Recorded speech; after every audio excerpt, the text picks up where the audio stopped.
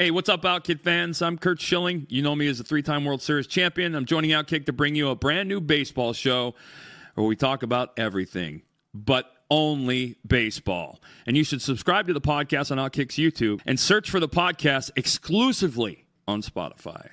As if the McCrispy couldn't get any better, Bacon and Ranch just entered the chat. The Bacon Ranch McCrispy, available at participating McDonald's for a limited time. Ba-da-ba-ba-ba.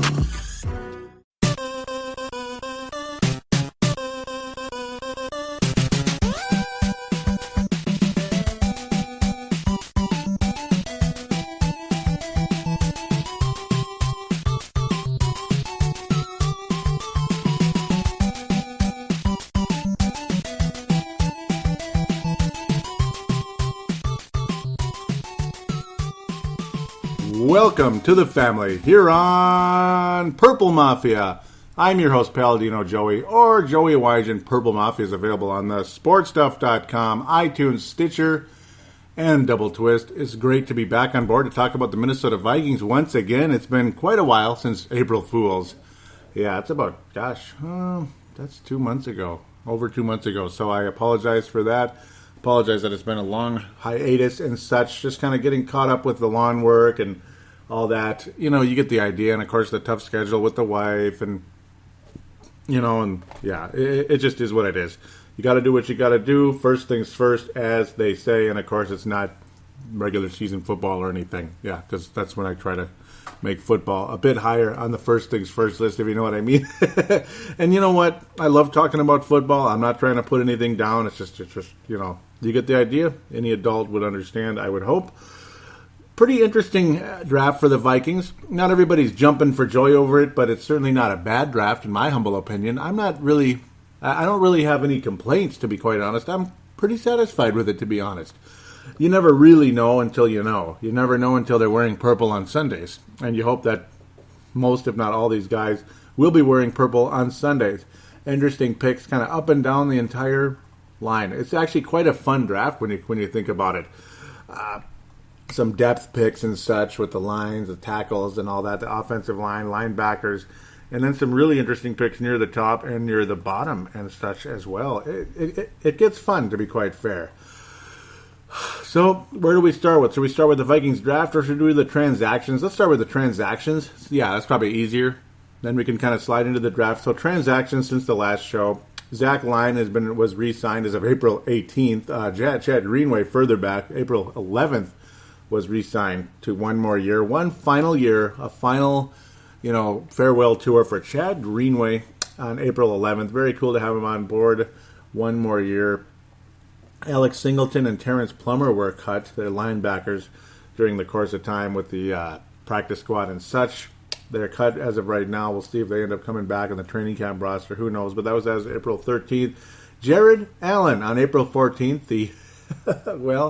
See what year would it be? Yeah, she would have been, my cat would have been 26 years old if she was still living. That would make her like 140 or something in people years if she was still living. But yeah, I don't think so, right?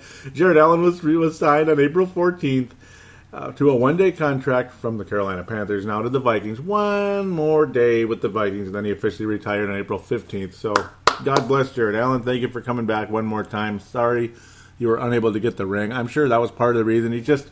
You know what? This was as close as it came. A 15-1 football team, and we still didn't win the Super Bowl. So it's like, I guess it's time to go. I mean, my body's kind of tired of it. I'm sure mentally and all that. He kind of wants to go do his own thing, and that's pretty much what took place, I believe, at this case. Born in 1982, 3 years younger than me, and he's already retiring from the NFL. I feel old. I really do. Zach Line, like I said before, re-signed. Nice to have him on board. Valuable Zach Line for the Minnesota Vikings as of April 18th. So we slide into May. So this is, now we're going to be post-draft. Ooh, I'm sliding ahead of things. Kind of a lot going. Oh boy, lots of guys kind of signed ultimately to the practice squad and such. I won't get too far into those. Of course, Xavier Rhodes, these are the important ones. Xavier Rhodes and Sharif Floyd. The team has exercised the fifth-year option on their rookie contracts. They're both coming into their fourth year already. Man, 4 years already for these guys? This will be their fourth season officially, to be fair. And then kind of a bunch of names here and there. Kyle Carter, tight end. That's kind of interesting. Well, no, it isn't.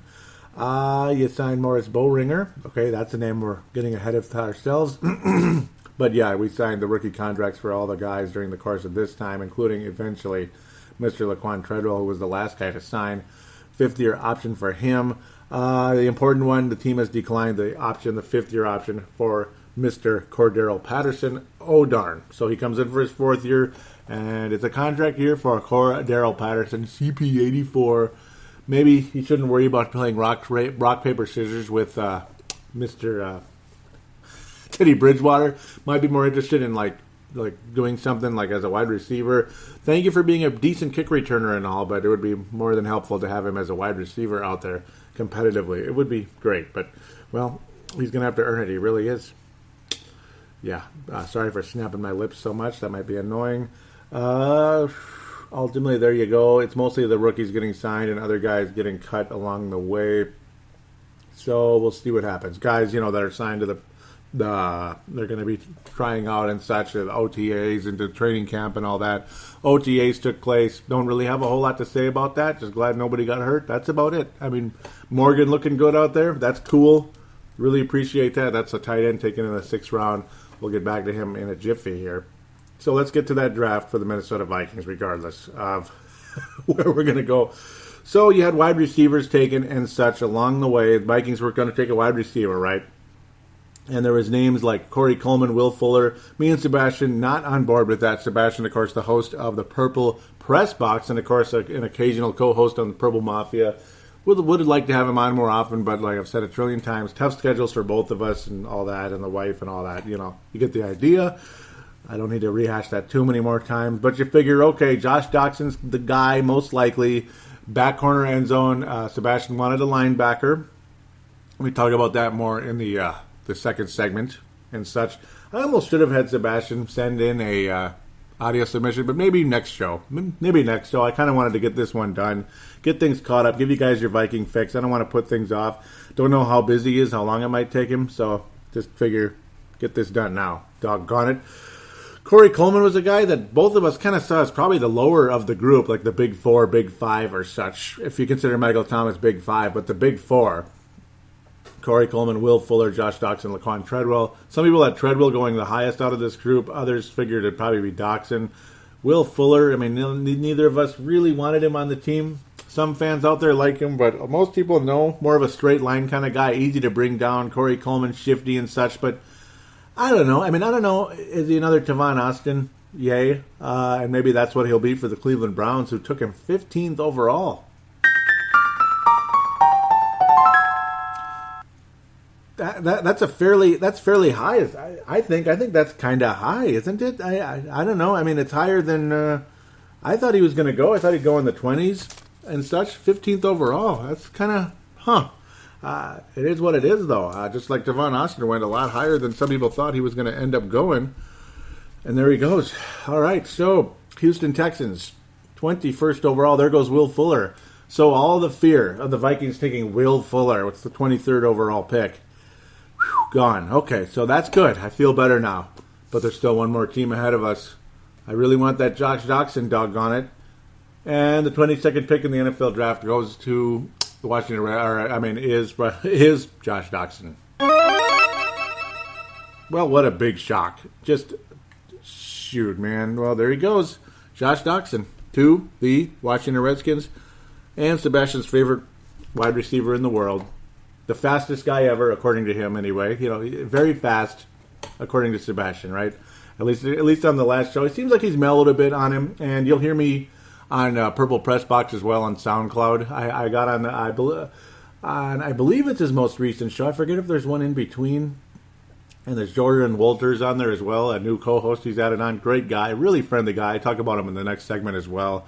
Kind of introduced himself, joined the Purple Mafia show. Not sure if he's listened yet, but maybe he's listening now. This is maybe his first show listening, if he didn't want to jump back to a two-month-old show. But hey, you're more than welcome to listen, all of you. I mean, it's a fun show. So you see what our thought process was at the time.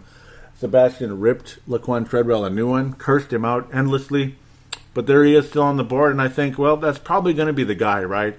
Are we going to end up taking a linebacker instead? No, the Vikings do select Laquan Treadwell, 23rd overall. Like you all know, the big son of a gun out of Ole Miss.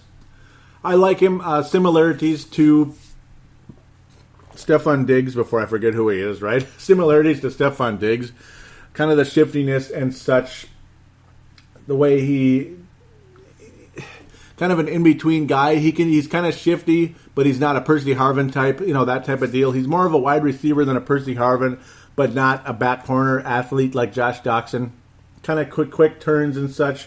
Sebastian has not thought he's quick, but the kind of guy you can throw the ball to and he'll make the catch. That's what I like about Laquan Treadwell. He's got the physical size and such. He can kind of fill a Chris Carter type of role for the Vikings. And you still have Stephon Diggs, who's a faster version of him. And after that, well, you still have Jarius Wright, who I'm a huge fan of. Oh, and maybe Cordero Patterson. Whatever. And you also bring in another wide receiver later in the draft. We'll talk about him later, damn it. Where did Michael Thomas go? He ended up going in the second round, 16th overall, to the Saints. So Michael Thomas was a guy that Paul Charchian locally was a gigantic fan of. Really liked Michael Thomas. Looked at him as the guy the Vikings should go after. And he was certainly on the board, but he went almost a whole round later. Almost. About like 3/4 of a round later, Michael Thomas to the Aints. One of my least favorite teams of all time now because of what took place 6.5 years ago. Demarcus Robinson, that name sounds kind of familiar. 4th round, 28th overall to the Chiefs, a former podcaster who got to head up his ass just a little bit. I don't know. That's a little parting shot. But, yeah, long story. Maybe I shouldn't get into it because I can't deal with it. I can't deal with it. If you knew what took place, maybe you'd agree with me. So let's get on to that second round, huh? Vikings have the 23rd pick in the second round as well. Some guy go ahead. Of course, Mr. Eli Apple went very, very, very early to the New York Giants, much to my semi-chagrin, but it's just one of those things. It kind of happens, It just kind of happens. It's the way it goes. You're not going to get everybody you want because it's just not going to happen. Eli Apple way up there to the Giants. Sebastian thought Eli Apple wasn't a first-round talent at the time. I don't know. I think he's a first-round talent. The Giants certainly thought so, too. That's why they took him as high as they did. Sebastian might have been laughing his butt off. And maybe I shouldn't keep mentioning him so much. He's probably like, okay, Joey, you don't need to, overdo it here, and I apologize. But another guy that I talked about on the show that I addressed as a possible choice, even as high as the first round, but if he slips to the second round, you got to take him, right? And that's Mackenzie Alexander out of Clemson University, the national runners-up to the Ohio State Buckeyes, the national champion Michael Thomas, and the quarterback I'm going to talk about in a second, too, who I kind of wanted on this team, but unfortunately didn't come here. Really, really, really, really thrilled with Mackenzie Alexander coming in. Gotta love him. Pass deflections, great coverage. And his personality, the stories behind him. I posted it on the Facebook page. We'll talk about it briefly in the second segment. Just kind of came from tough times, working his ass off and such in Haiti with his family, and he ended up making it to the NFL. I mean, how exciting is that? Just a workhorse, ultimately, a smaller guy, smaller in stature, at 5'10", 190. He was a junior out of Clemson, by the way.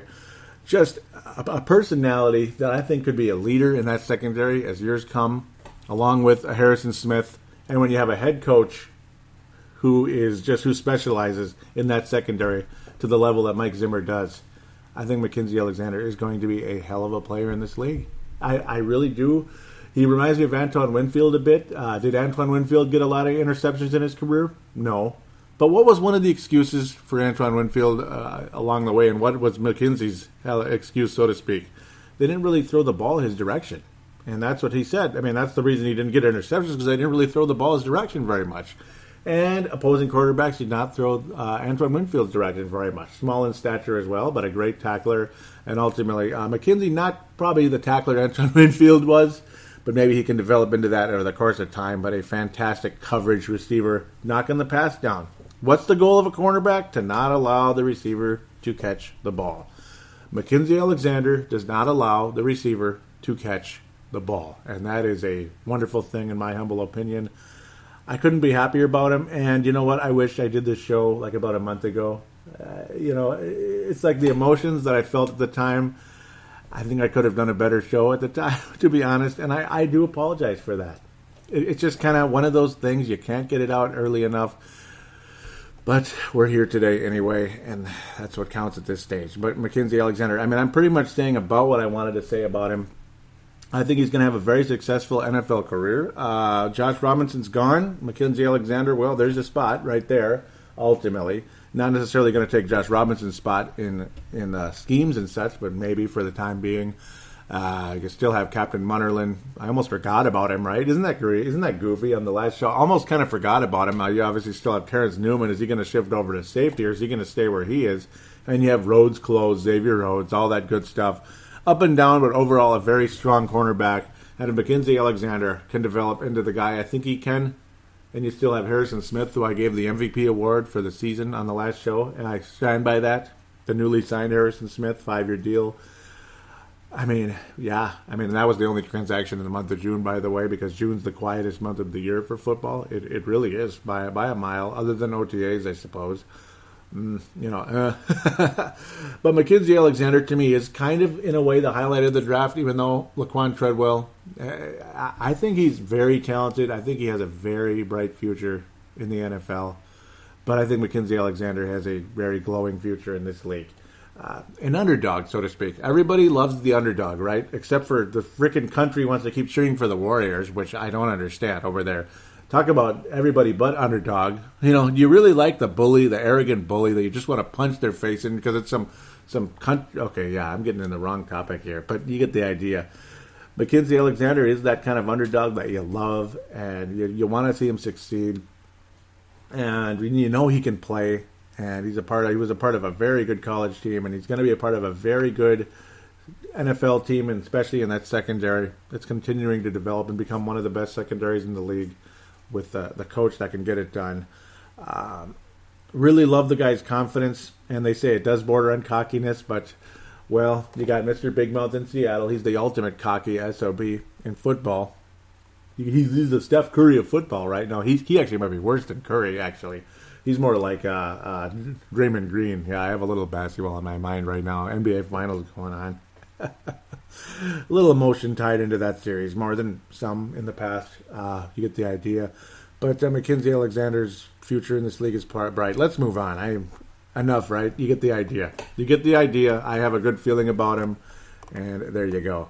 The Vikings make some trades along the way to add some more picks for next season. And we wind up in the 4th round.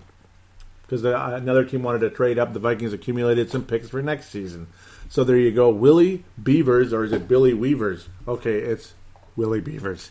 A type of name that's extremely easy to screw up, especially when you're ultimately working at a place that's called Weaver Lake, or that's the address, whatever, the Weaver Lake and Beaver. Yeah, it's driving me crazy when you see Willie and all that. So there you go. He's an offensive tackle coming to the Vikings. 23rd pick overall again. 23rd pick in the 4th round. 121st overall. Very athletic and such. 6'4", 324 large individual indeed. Does he compete for the right tackle? Well, ultimately, actually, they're saying he's more of a left tackle, and maybe he can provide some type of a cushion behind Matt Khalil at some point here. A little early to get too excited about a 4th round pick, but a talented guy. Sebastian, not all the way in on this one, but you never know, and I'm not all the way in either. I mean, it's kind of early to get excited about somebody from Western Michigan, one of those type of things. But it's good that we're continuing to beef up and build the offensive line, putting some cushions behind some of the other guys, and hoping for the best. It would be great to see. Cantrell brothers, Sebastian all over him. And why do I keep mentioning Sebastian so much? I'm probably driving him crazy. 5th pick, 23rd overall, 160. And I like him as well from what I've seen out of Missouri. Mizzou. Really like him, the Tigers over there. Talented guy. Fun to watch, ultimately. Very quick. Like, he's a rhythm linebacker. Just knows where to go. Positions up very well. Really like his potential in the league. And, well, he can help replace some of the guys we've lost, like the Michael Maudis over the course of time, cutting him last training camp. Cantrell brothers dropped at the linebacker, and who knows? Obviously, we'll start with special teams. I got to think. I mean, a linebacker in the 5th round, special teams, I think that possibility is, like, off the charts. you want to earn playing time in this league, that's where you start off. And then Kentrell Brothers, it'll continue to develop in time. You'll probably get some snaps here and there when you have three linebackers out there. Obviously not in nickel sets and such, and obviously not in dimes. Yeah, dimes, no stuff, right? But a nice pick overall. A guy that slipped a bit and has a ton of talent out of Mizzou. Thank you very much for that one. And then the guy that a lot of people have been after. A lot of people were after the Packers and Lions and such, other teams out there. Moritz Boehringer comes to the Minnesota Vikings, the German guy. Yep, the German guy that everybody was talking about. Where is he going to go in the draft? What's ultimately going to happen? Well, the Vikings were the team that ultimately ended up taking him, and I guess this is the team he always wanted to come to. Very cool. Had a really strong pro day. A lot of people excited about him. I do think this could be a very intriguing pick. Others out there do believe that he might end up being a starting wide receiver, even the leading receiver for the Vikings. I'm not quite ready to jump on that just yet, but we'll see what happens with it. His potential is outstanding. He's a very big receiver. He's fast, and he has really good hands. This could end up being one of those picks where you get really lucky. Again, fifth pick in the 6th round, 180th overall. One of those guys that slipped and a lot of people passed on. I mean, several times over, several rounds down. Who knows? This can end up being one of those really exciting, lucky picks where a guy slipped as far as he did, and you're able to scoop him up. You're able to kind of just sit and wait. You know what his ability is, and you know other teams are going to pass on him, and boom, there you go. And you don't have to worry about signing him to a free agent contract. You got him in the draft, and he's a Viking, and he couldn't be happier. This is the team he wanted to come to. He always dreamed coming to the Minnesota Vikings. Moritz Boehringer is on the Vikings, and there's a lot of German heritage in this town, isn't there? Not this town all necessarily, but the state and such. Summit is a German beer, yeah, or it's kind of a German origin. Shell's German, and then, of course, it over there in New Ulm, which Sebastian lived in for a long time. So a lot of German culture here. Heck, I have German in my bloodline as well from my mom's side. Like partially English, German. You get the idea. Dad's side Lebanese, but you get the idea there. Tight end David Morgan, who looked really good in OTAs, 13th pick in the 6th round, 188th overall, has looked good in OTAs, and a lot of people do believe he will make the team, which is crazy. Despite a lot of people also do believe that Michael Pruitt also is going to get increased playing time over the course of the season. And you still have Kyle Rudolph, who almost won a playoff game for you. If the kicker would have made his kick, he would have kind of made one of the winning plays of the season, ultimately drawing the penalty and then making the huge play right after that against Chancellor. Man, heartbreaker. I guess we have the best tight end depth in the NFL at this point. I mean, Kyle Rudolph, Michael Pruitt, and then you have David Morgan, who's looked pretty good so far. Early to say, obviously, but the odds of him coming pretty good. He's looked very strong, lunch pail guy, tough, versatile, quick. We'll see what happens. Early to say, obviously, he'll start in tight, and him and Stephen Weatherly was the 7th round pick to wrap up the draft. He's one of the guys to wrap up the draft. Most of these guys will see special teams action as long as they survive training camp. David Morgan probably will, even though there's a lot of tight ends that somebody else might end up being a casualty along the way. Unfortunately, unless there's injuries, then certain guys will make it anyway. Stephen Weatherly, linebacker, 7th round, picked 6th in that round, 227th overall. 6'4" at linebacker, very tall individual, 267, a junior. And we'll see what happens with him. Jaron Curse, people very excited about this pick, actually. Could be a nice little sleeper. And I know that's cute to say sleeper, but 23rd overall, or 23rd overall in the 7th round. 244th overall in the entire draft. Another guy who'll start off in special teams as long as he survives training camp and all that. And who knows? Vikings always have needed help at safety to go along with Harrison Smith, not to replace Harrison Smith. That's for damn sure. But the Vikings not addressing safety in the draft until very late in the 7th round. Who knows though? Over the course of the next couple of years, maybe he'll be one of those sleeper guys, but very early to say. Very early to say indeed. I don't have a whole lot to say about these late picks, ultimately. You just, again, like I say, every single year,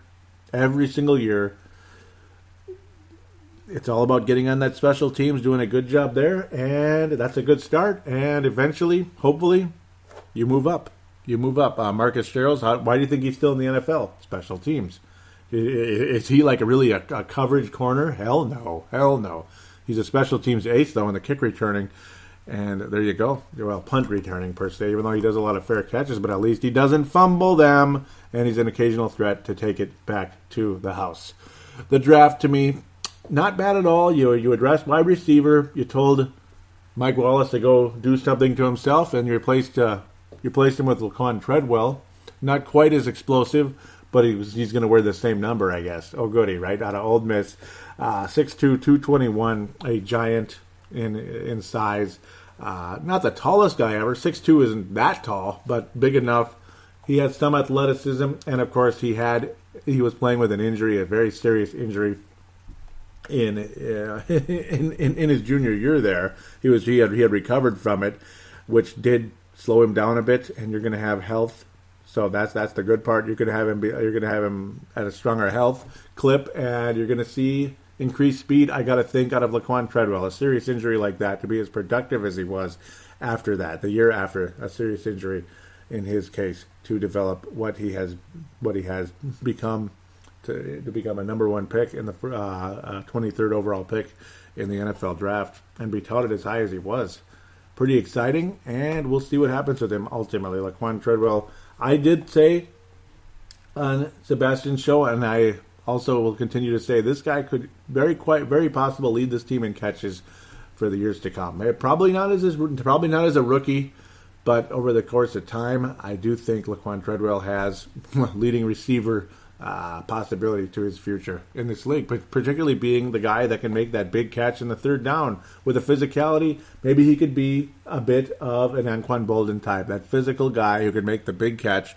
Again, more of an in-between guy, not a Percy Harvin, and not a burner either, like a Randy Moss athlete type of guy, but a guy who'll make those big bleeping 3rd and 15 catches that change games and lead your team to paradise one day.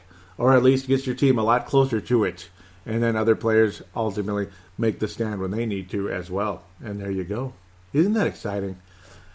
I feel good about the draft, ultimately.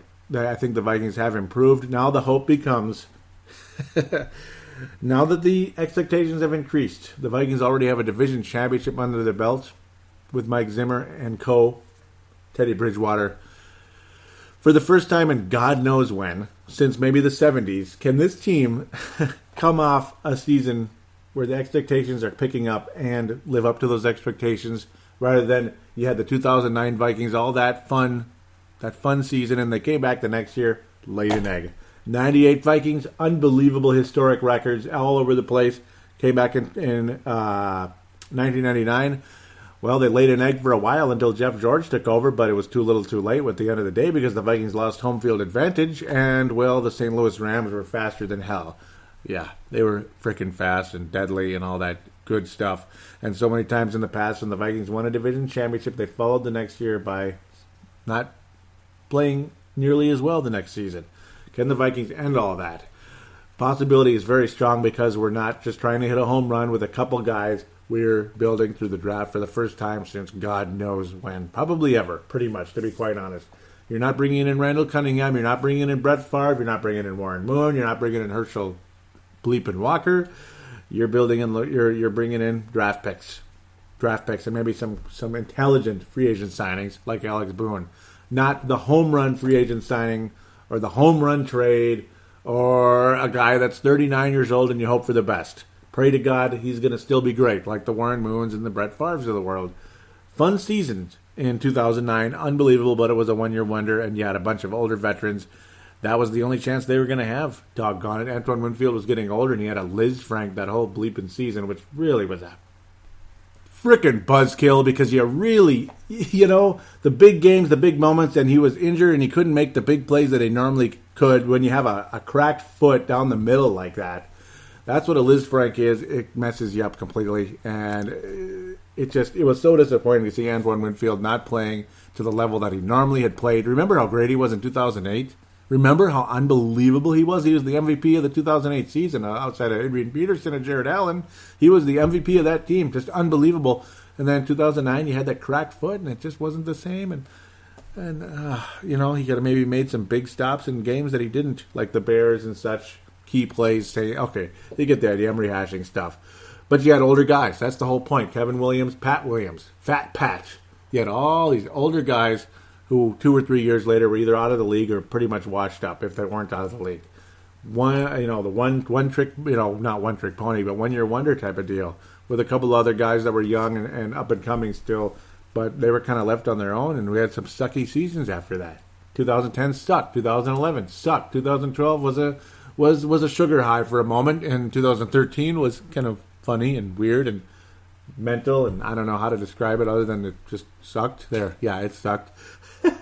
And blah, blah, blah, blah, blah. 14 was finally like, enough is enough is enough. Let's just stop screwing around and make some good draft picks and such and get a coach that's the real deal. And we finally did it. And finally, hopefully, got the right quarterback as well.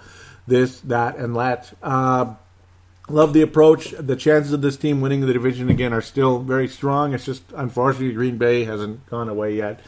But hopefully Aaron Rodgers' decline continues because he wasn't the same guy last year, was he? Keep it up. Keep it up, Aaron. Keep dropping down. Hopefully removing cheese from your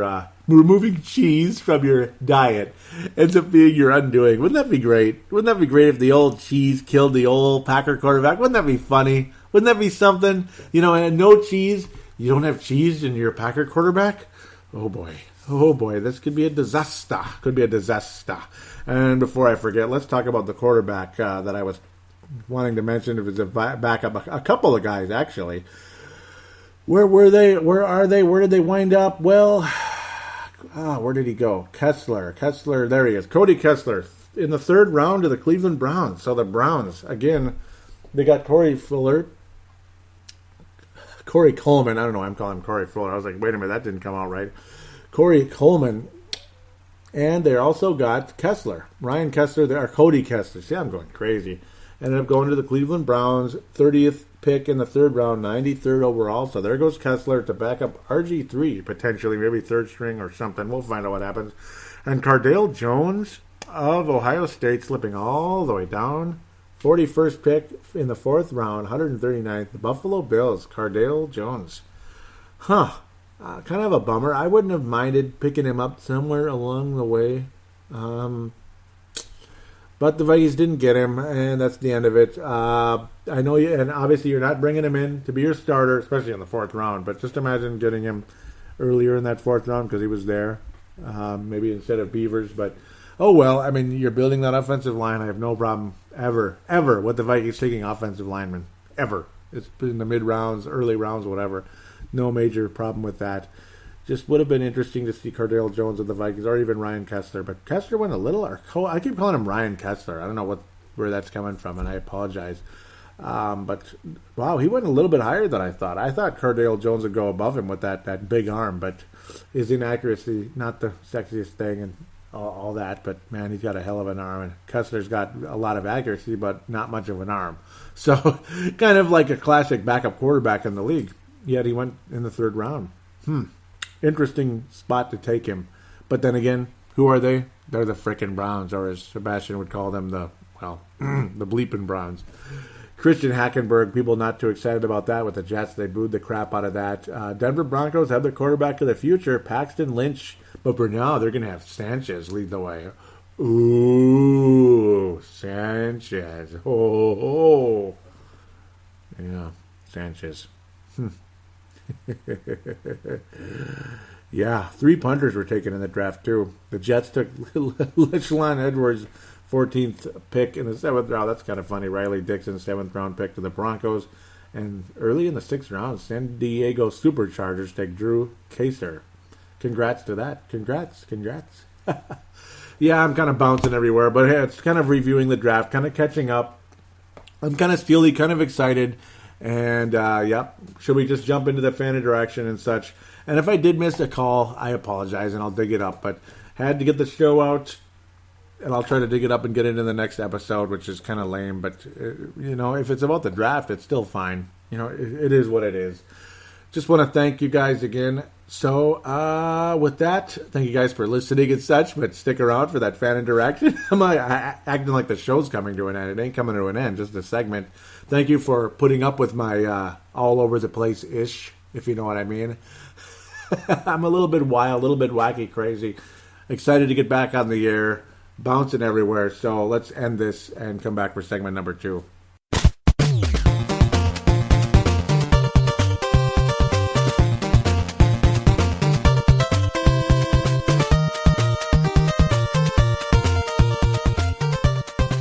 And we are back here on Purple Mafia, segment number 2. Time to do some fan interaction, kind of different, the off-season shows are back to 2 segments, like I said earlier. So here we go.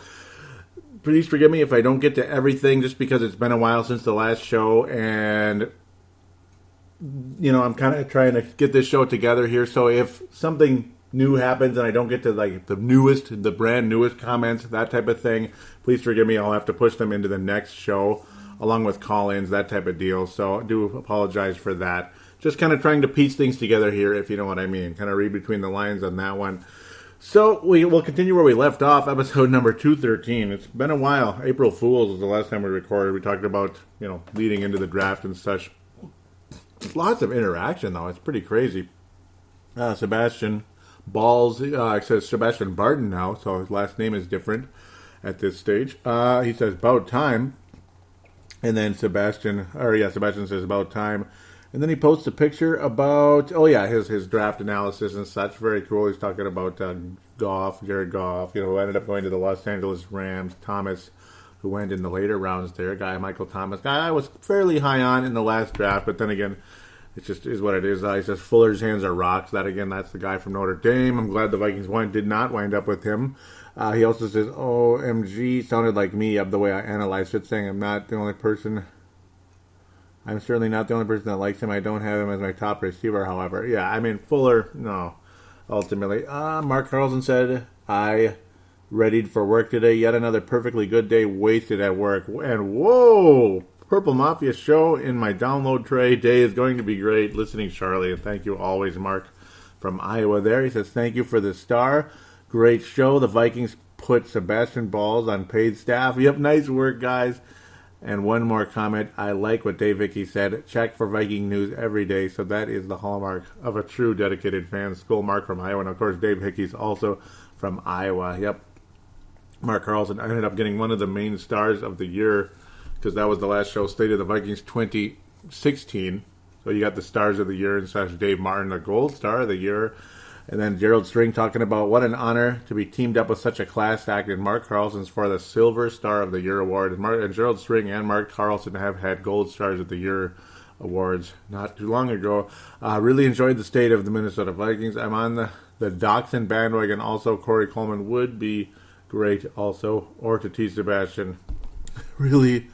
I really like Floyd as a linebacker if he happens to fall. Yeah, see, this would have been better if I could have recorded sooner, so I apologize.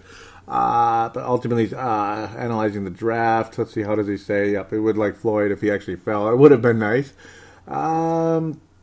He says, I don't think he will, but it would be cool to have him and Barr on the same lineup. Wouldn't that be crazy? As far as this is for disappointment, 2015 CP, Cordell Patterson, has always been my underachiever. What a waste of tremendous talent. Last meeting, my 2015 MVP was Everson Griffin. I was so torqued off when they wouldn't re-sign Jared Allen and gave all that money to Griffin. Couldn't figure out what they were doing. Well, I think Everson has answered that question. Thought he had an amazing year. Kind of reaffirmed my confidence in Spielman outside of a QB that didn't work. That being, of course, Christian Ponder and Cordero. I think they have built a really young and competitive team for the future. Thanks for all the great shows, Joey, and hope you keep bringing Purple Passion. And I always will. I'm going to keep bringing this show out as long as I can, as long as I possibly can, as long as I don't get kicked off the air, right? And I don't think that's going to happen at any point. You guys are keeping me going, too. I mean, you really are. If I had no fan interaction, like nobody gave a crap about the show, I would have quit. I would have quit because it's not the easiest thing in the world. It's not the hardest either because it's like, this is fun as heck to be able to do it. And just the fact that you listen, it's just freaking cool. You know, the fact that you listen and actually like the show, you know how cool that is, Gerald? You know how cool that is, Mark, Sebastian? Brent Jacobson, Dave Martin, Sam Gupta. I mean, so many. Robin Sullivan. I hope she still listens. She kind of disappeared this year. What the hell? That's kind of an enigma. The biggest surprise of the year for my listeners is what happened to Robin Sullivan. She kind of disappeared. I hope she's still out there listening and such. Shout out to you. Really? Yeah. What happened to you? Damn it. Miss you. Mark Carlson says Skoll Brothers Silver Star awardee Gerald String next year. This team should rock. Sebastian saying Floyd is not falling. I promise. You can run my Vikings show if he does. He won't. And yep, that's also the Purple Press Box. You know, me and Sebastian tend to shout out to each other on the two shows. So it's a lot of fun. I was actually on a recent Purple Press Box analyzing the draft, so which is kind of like. But then you heard my Purple Mafia version of it in segment number 1 there. So there you go. You know, I might not be perfect at it, but you know, we do what we can. I mean, we analyze what you can for the time being because the sample size ain't big enough. And, of course, they're not competing against NFL defenses and offenses and lines and all that good stuff. You get the idea because it is a pretty good all-over-the-place type of draft. We didn't take a running back or a quarterback, but we took a lot of important positions out there. That's for damn sure. Multiple receivers, even. How crazy is that? Gerald Strings saying, well, I had an old coach once that told me if you're going to dream, you need to dream big dreams, not little dreams. Could you imagine if our defense with Floyd would be so cool? Sebastian says, would be better if we got Ragland, though, to be honest. TBH, yep, that's to be honest. We got an edge guy who can play and run. We need solid, pure linebackers. Yeah, sounds good. Good conversation between the guys there. And by the way, I might want to mention this is the Facebook page. To get there, it's facebook.com/Purple Mafia Show. Doesn't get really any easier than that, I would hope. Facebook.com/Purple Mafia Show. How cool is that? What a nice, awesome, what an awesome URL I was able to get for that one, huh? It's a beauty. It's a beauty indeed. Thank you guys so much for your support. I also should mention a shout out to Jordan Walters as well, who's recently been joining Sebastian on the Purple Press Box. Welcome to the Viking podcasting world. Nice to know you guys are on my side, though, and not weeds trying to come up and hurt this show like maybe others out there, like the, I don't know, Norse Code, whatever they're called. That's just one. I mean, they're not necessarily enemies, but they're not friends, that's for sure.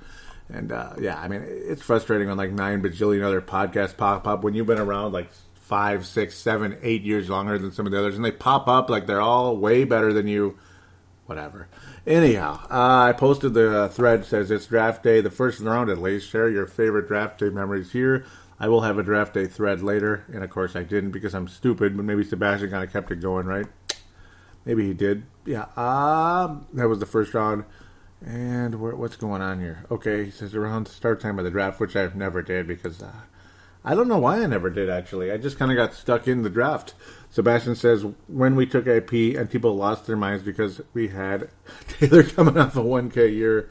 Yeah, yep, that was Sebastian's favorite memory. Yeah, it was a pretty awesome memory indeed, and I remember jumping up and down. I've told this story many times in the past. We were doing fall cleanups, and I don't know why, but I couldn't have the radio on. I don't know what it is. But see, this was in the day and age. It was the in-between age. It was 2007. I had back when the flip phones were still fairly common, but it had color internet on it, and he managed to still be able to follow the NFL draft simply by refreshing. Refresh. The Redskins took, why am I forgetting the guy's name? Was it, I can't remember the safety's name. Damn, 2007 draft. And it's like, okay, it's a Vikings choice. Please take Adrian Peterson. Refresh. And it said, hey, Peterson, yeah! I'm jumping up and down as I'm blowing leaves down a very steep hill, and everybody's like, I guess they took who he wanted. Yeah, I've told that story before. That's one of my favorite memories. I think the ultimate one was how it's the Vikings pick. This Randy Moss guy's been slipping. You know, very talented guy, but he's had his issues. But, you know, insanely talented guy who should probably have gone in the top 5 or so at the time when they were talking about it the whole day. And then they go to commercial break. Classic. You know, Minnesota, it's flyover country. Whatever. Flyover country, you know. And then, okay, we're back for break. Oh, the Vikings have selected Randy Moss. Wow, they're taking the chance here, but boy, oh boy, this could really be something. And yeah, it's a pretty good memory. Draft day, I was listening to the radio, 1998. the spring of 1998, doing a spring cleanup. Isn't that fun? Spring cleanup. Did I say fall cleanup? Spring cleanup in both cases. Not the Adrian and all that, because of course it's springtime. So yes, I've been doing cleanups and lawn work for quite a freaking while. We're in 97, and I was doing a spring. Yeah, 97. What year is this? 2016. That's just a hint of how long I've been doing this stuff, folks, because that was not my first year. Okay, really bouncing here. Sebastian Barton, that's going to be somebody to get used to. And no, he didn't get married. It's just a different last name. He says, yeah, you get the idea. He didn't get married. Isn't that just crazy? Yeah. Anyhow, if he's going to kill me. If people start reaching for Lynch and then there are other quarterbacks, this might be compared to 2012 for quarterback drafts. So one of those weird, that's a scary draft to compare quarterbacks, isn't it? And he says, that's the worst one. 2011 with Hunter and Gabbert. Yeah.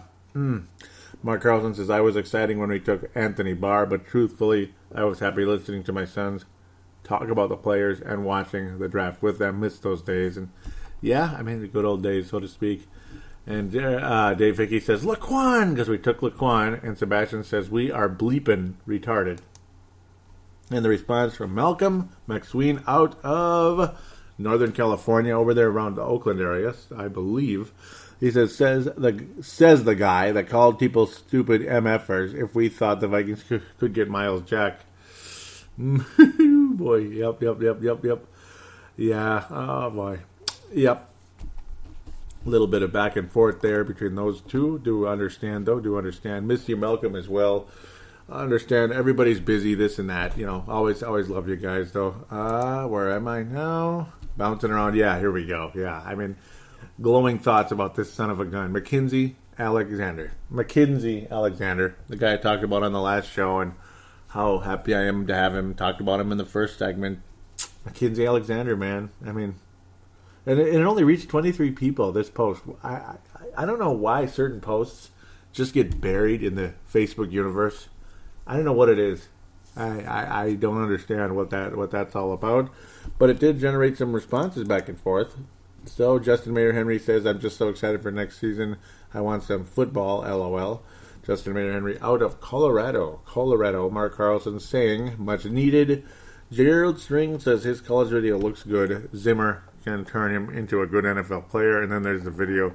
Yep, I love that one. The nation's best cornerback one. That's a very good video. And that's one that I used in such, like we had said, no interceptions in college. But that guy deflects passes like nobody's business. And he's got that personality, man. I'm telling you.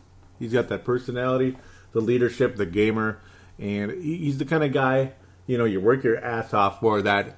I'm just using this as an example. This has nothing to do with anything, so please don't take it the wrong way.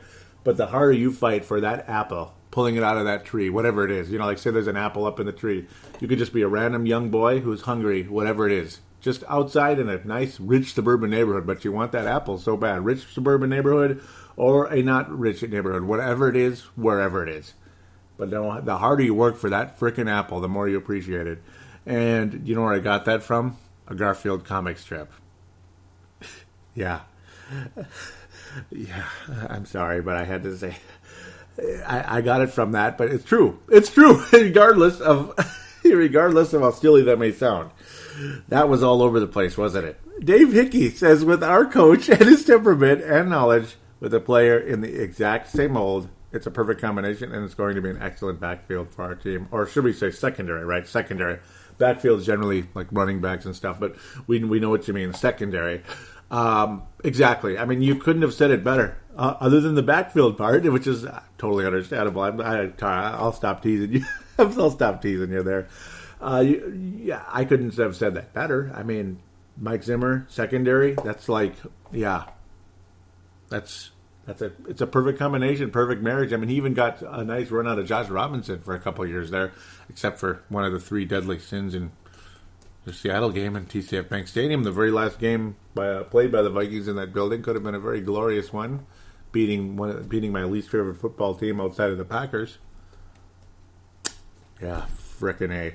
You forgot to jump on the World 3-1 in Super Mario Brothers and the last little steps there. Some of you old school gamers out there that know about area where you can just keep getting one up after one up after one up and you trap the turtle. The Vikings forgot to do that before the game. That's the only excuse I can come up with, other than just, they just choked 3 times and it cost them the game. Mark Carlson says, that's it, yes. And can you tell I'm excited to be back behind the mic talking about the Vikings? Can you tell? Can you tell? I mean, I'm enjoying this a lot. Where are we? Mackenzie Alexander, there's the video, must-watch Combine Presser. Just, how can you not love it? How can you not love this? Dave Hickey says, love it. Yep, he loves it. His commitment to his craft and his confidence, that's just what we need. Zimmer's building a shutdown defense. No doubt about it. I mean, maybe he can be a better version of Mr. Big Mouth. Not necessarily, he could be an actual better player. Maybe he could be. Who knows? But one that isn't an asshole. Pardon my French. Mr. Big Mouth he is exactly what I just called him. I mean, do you really think he isn't? And Mr. Big Mouth, for those of you out there wondering who it is, because I always have a nickname for everybody. Sometimes that's how radio is. You just make fun of people a little bit that you don't like very much, and you give them nicknames, like the Rubber Muncher and Steph Curry. Can't stand the guy, but he's the Rubber Muncher. He's an arrogant mother blank. Okay, pardon my French again. Arrogant son of a gun. That would be Richard Sherman, now that I get to the point. Sorry, I am just too excited here. I'm starting to get like Sebastian. I need to get back, I remember, I got to remind myself I'm 36. I'm not 20, 21-ish. Vikings decline 5th-year option on Cordero Patterson. Oh, darn. Doesn't that just break your hearts? Are you sad? Yep, Sebastian saying, LOL, cut him. Eat the cap. Jeff Froyland says, everybody knew it. Wouldn't get picked up. I forgot where. I'm going to look this up really quick. I remember. Where's Jeff Froyland from? Because I knew and I lost it. He is from Iowa. Okay. All right. For some reason, I thought he was in Britain or something. And then I was like, oh, maybe it is Iowa. Yep. Okay, so he's from Iowa. I get curious now. I'm going to put myself all over the place. Sorry about that sounds I'm making, too. That was not a good idea. Okay, here we go. Josh Mayer Henry, also out of Colorado, says 1 season wonder. Yes, he was, 2013. 1 season wonder. Dave Hickey says, I wonder why. Maybe because he is a complete failure at a receiver. Just a thought. Sebastian Barton saying, I'd rather have the German return kicks. Yep. Maybe that was going to be where we're going. There it is, the picture. Ooh, that's when they started rolling out the field. May 11th. Gosh, that's already a month ago. What the hell? Started rolling out that green machine out on the field of US Bank Stadium. What a beautiful sight. Isn't it something? This was like when they were really starting to get that stuff rolled out there. It wasn't even or anything yet. Amazing. Dave Hickey says, I can't wait to see it in person. And yeah. Well, I have a ticket purchased for the very first preseason game, so I'll be at the very first game. But after that, I don't know, man. I have an easier time doing these shows when I'm at home, when I'm at home or maybe somewhere very close by to home so I could just record the show after the game. I don't know. And you know how I am about crowds, the prices and stuff. I mean, it's hard to record a show when you're at the game and it takes forever to get home, all that stuff. So it's one of those things. It's harder to analyze things when you're just kind of in the moment out there yelling and cheering. Though press row wouldn't be bad. Maybe I sit there with the laptop and this laptop and bombs away. That'd be kind of fun, wouldn't it? Would be fun. And then the Vikings finally signed Laquan Treadwell. That kind of dragged out and that pissed Sebastian off. I remember that. Dave Hickey says, I have a great feeling about Laquan. Jerry Rice was a lot slower than Laquan, which is an interesting thought. He says, and he only went on to be the best receiver of all time, followed by my man Chris Carter, who is my favorite receiver ever. And he is tutoring Laquan Skull. And yeah, Chris Carter was the ultimate third down receiver. You need a catch right here, right now, on the sidelines, whatever it is. And the sidelines is the place to do it because there's nobody there to intercept the pass, catch the ball. The ball is caught out of bounds, but his feet are inbounds, that type of thing. And yeah, it was a beautiful, beautiful thing to watch for many, many years with the Vikings. Man. So, gotta love that. Happy birthday, Bud Grant. God bless Bud Grant, indeed. I think there were just likes, and that's what it was. Mostly likes and loves. Now you can love. Ooh, isn't that awesome? Yeah. Happy birthday, Coach Zimmer. And Mark Carlson saying Skol, Mark out of Iowa, without a doubt. That's a ton of... Yep, Vikings sign Harrison Smith, the guy I named the most valuable player for the 2015 Vikings. Harrison Smith, 5-year, $51.25 million. And Mark Carlson saying that's a ton of money. It is. It is indeed. Yes. Nice to get him signed and inked, and a lot of people believed that was going to happen, so it happened. That's a good deal right there. So let's try to get to the visitor posts, if possible. Despite, I don't know how long this is going to take, so bear with me. I try to get to as many as I can without getting too crazy and wearing people out. There aren't that many, and it's my own fault for being inactive. But then again, helps me do the show sometimes, because I feel bad when I miss people's thoughts and such. Some of the draft stuff, like pre-draft stuff, I'm going to kind of forego, other than I got to say Ali's writing ability is fantastic on Pro Football Spot. I got to give him a huge shout-out. Maybe I could ask him to give me a shout-out in his article one time or something. It would be kind of cool. Maybe even write an article about the Purple Mafia show, or just a short little column about it sometime. That'd be nice if he's listening.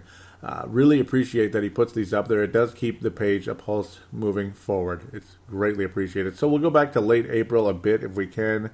Sebastian saying late official thread. Joey's late. Let's get this going. And there was 38 comments in there. Wow, lots of back and forth. Probably, yep. So this is where it was. Yep, Sebastian. I thought that was what it was. He bailed him out. Sebastian saying, we drafted a bust just like Flash. Oh, boy. So Gerald was saying, I can't believe... See, I'm kind of just bouncing in the later stages just to kind of... Because you can't go all the way back to the beginning. Can't believe Ragland's still on the board. Will be a very consistent and steady player for someone. And Gerald continuing saying, I guess that makes more sense, man. His college video is pretty awesome. Well, actually, what was in there before that? Brett Jacobson says there's talked about an enlarged aorta in Ragland's case, so that's scaring names off. Dang.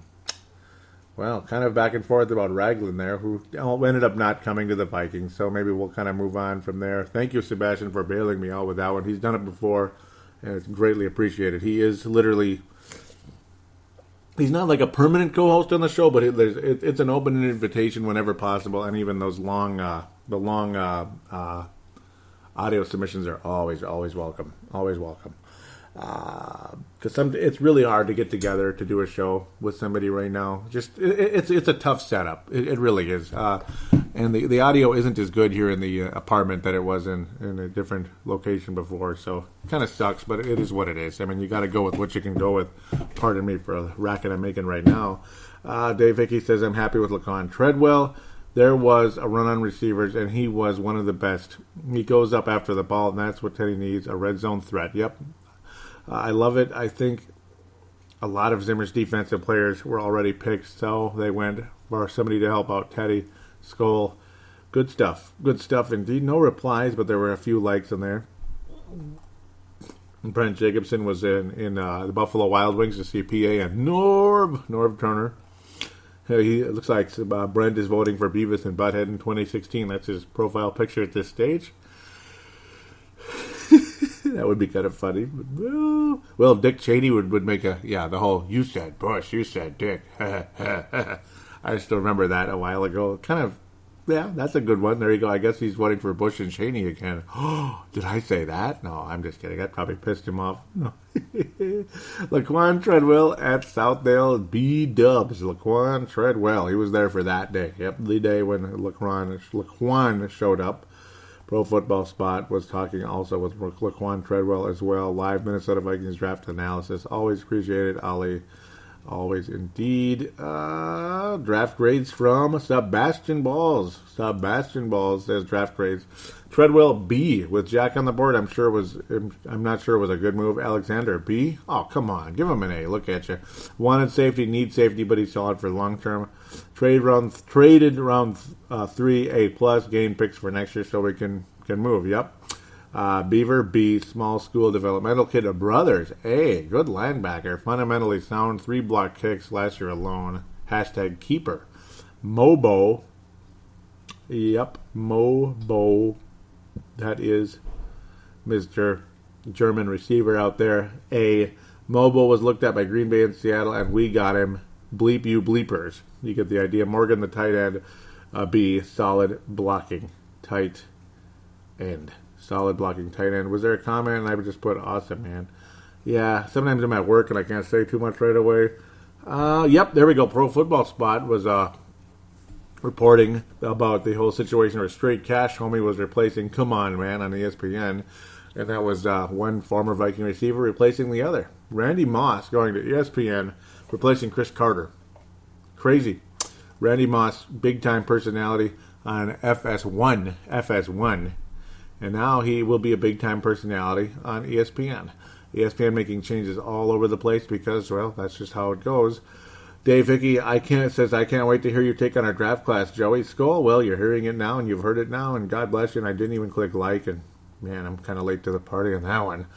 Proud owner of Vikings versus Charger tickets. Yep, Sebastian posted that up on there. Can't wait to go to the game with you. Yep, thank you, Sebastian, and I'll do my best to get there.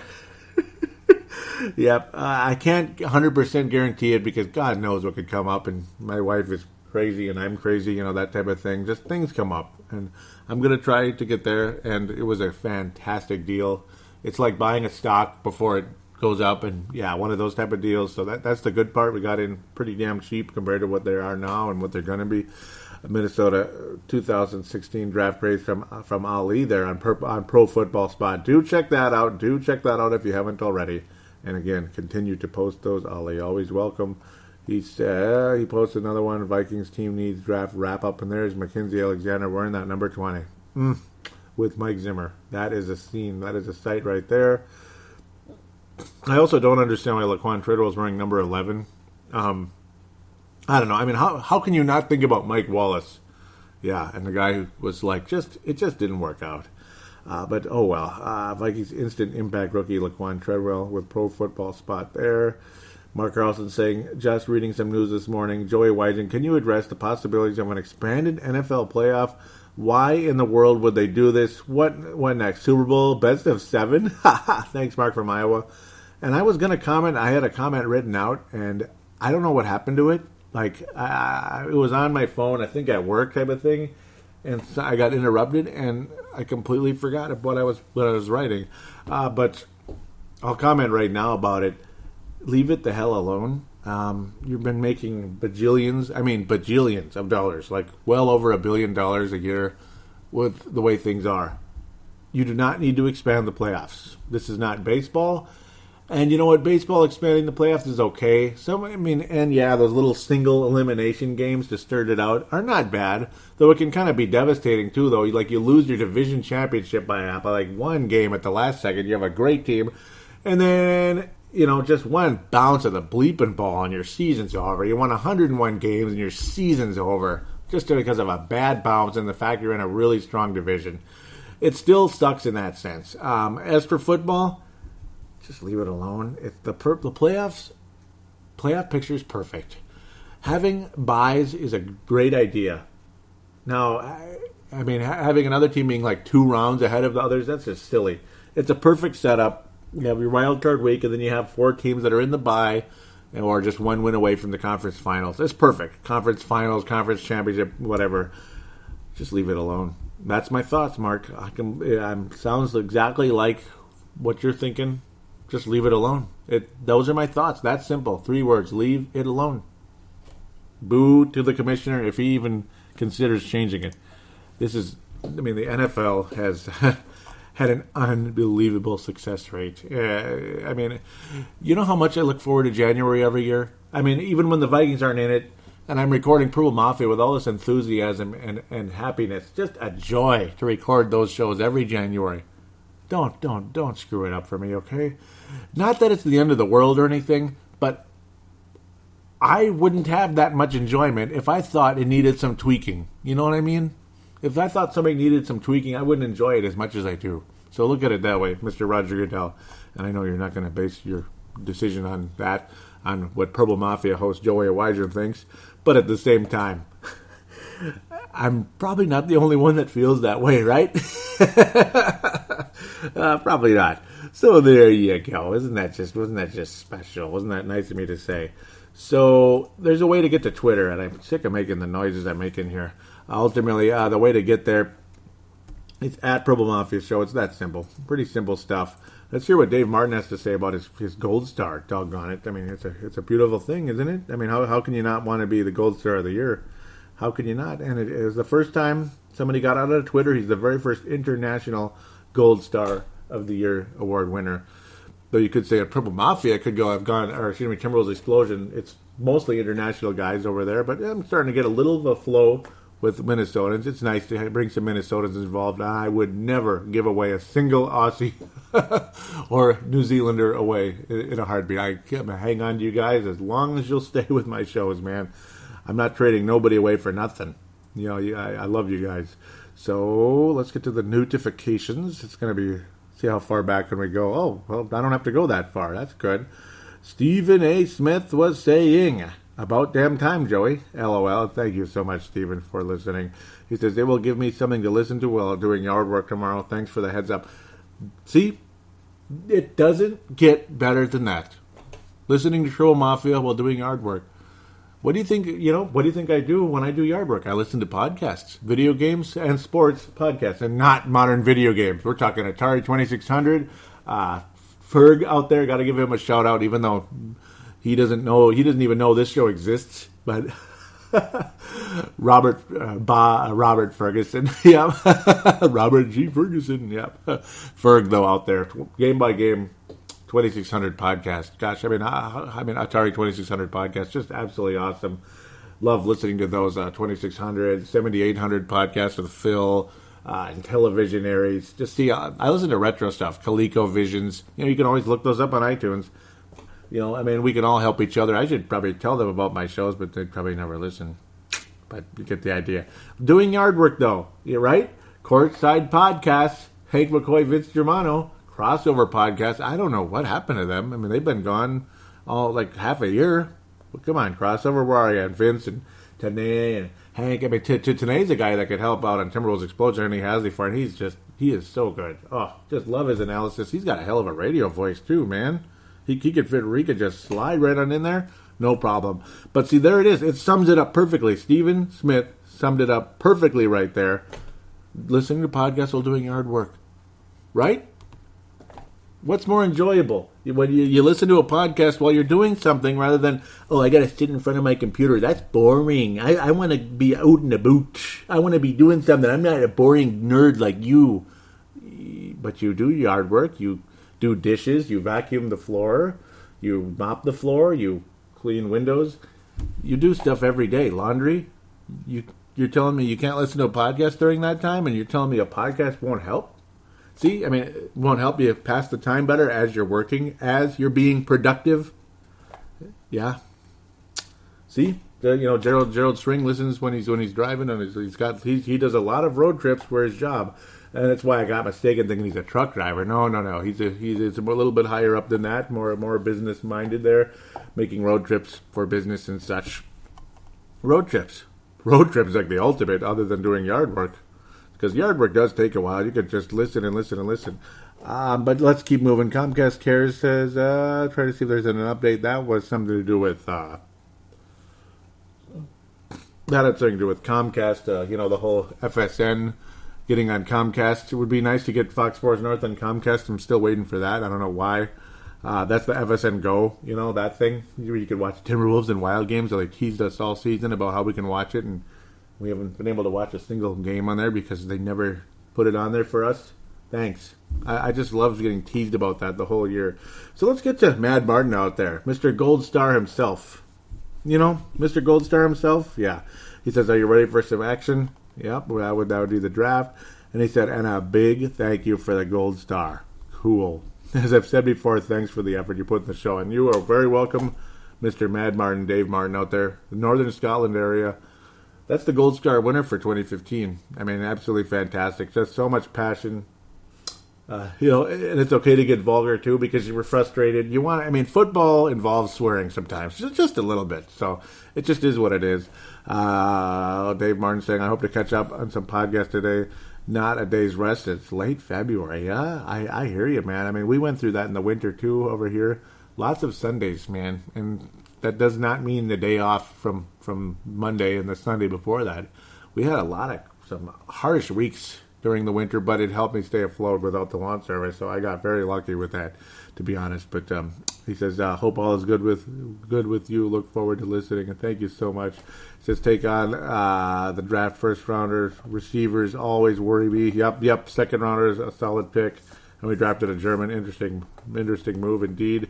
Again, it's at Purple Mafia Show to get to the Twitter. That actually wraps that up. But yeah, I mean, first rounders they're risky with the wide receiver. You could get Devon Austin, and you could get Julio Jones. I mean, you could get Randy Moss, and you could get Troy Williamson.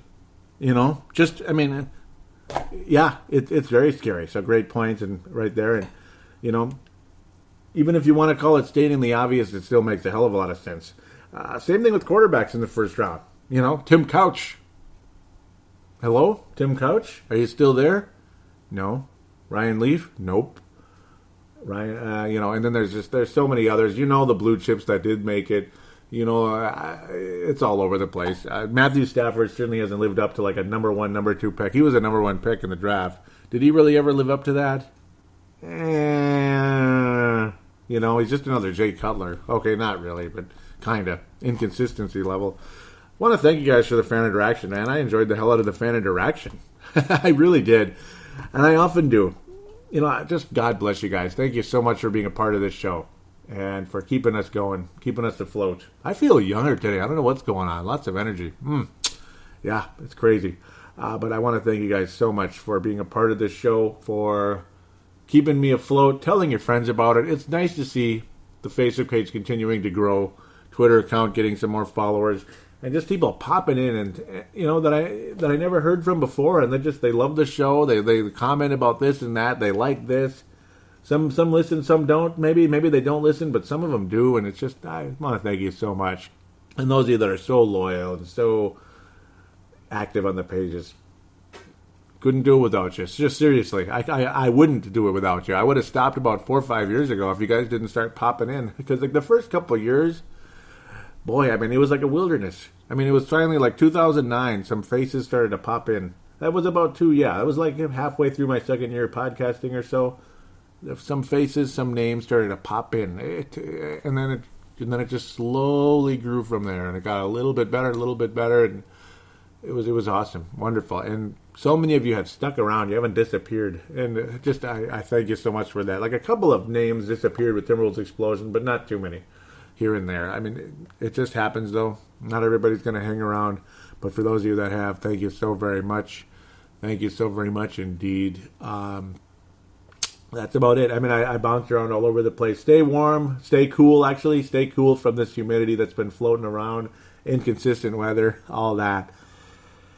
And enjoy the summertime. And I do apologize for the hiatuses, but this time of year, it's like I'm not really in football mode. You had the hockey playoffs. You had the basketball playoffs. They didn't go as well as you thought. Hockey playoffs went good for a while, and then the Sharks just the Penguins just kind of kicked their butts, and they looked like, for the longest time, I thought the Sharks were going to do the butt kicking with how way they were rolling through everybody, just like St. Louis was rolling through everybody, and then the Sharks kicked their butts. But the Pittsburgh Penguins, good Lord. I'm going to definitely record a show about Brave the Wild extremely soon. Extremely soon. That show's going to be coming out, so as I'm recording this one in pieces, that one I'll probably be able to record in one part right away. So ultimately, look out for Brave the Wild out there. I'll be talking about hockey quite a bit there, enjoying it, congratulating the Pittsburgh Penguins in their Stanley Cup, and hopefully we'll be talking about the Minnesota Vikings and their Super Bowl championship extremely soon, and I'll be here to do it. I will be doggone here to talk about it on Purple Mafia. And I was talking with my friend Kurt at work today. I've been covering Super Bowls on this podcast since the 2007 season. That's insane. The second game I ever covered, actually, second, third game, whatever, I ever covered on this podcast was the undefeated Patriots versus the Giants. It's been that long already, back in January, February 2008. That's insane, isn't it? It's insane. Weird. So it's been a long run. It really has. Over 500 podcasts since then. Weird. I don't think anybody's been around since the first one. Probably Dylan, but I don't even know if he's listened to all of the shows. Maybe, maybe not. Probably not all of them, but some of them here and there, off and on. Most of them for this show anyway. Just again, thank you guys so much. Sorry I'm dragging this so long, but we'll be back to talk about the Vikings again fairly soon. Maybe one more before training camp, maybe not. God knows. I mean, we'll just see what happens. It's kind of the doldrum time of the show. Hopefully this was able to give you some Viking fix. That was the goal at this stage. And it's also time to, get caught up a bit too, talk about the draft, and just blab and say hello and thank you. That's basically what I'm doing right now. So I better stop blabbing. You got things to do. I got things to do, that type of deal. So until next time, do take care, everybody, and go Vikings.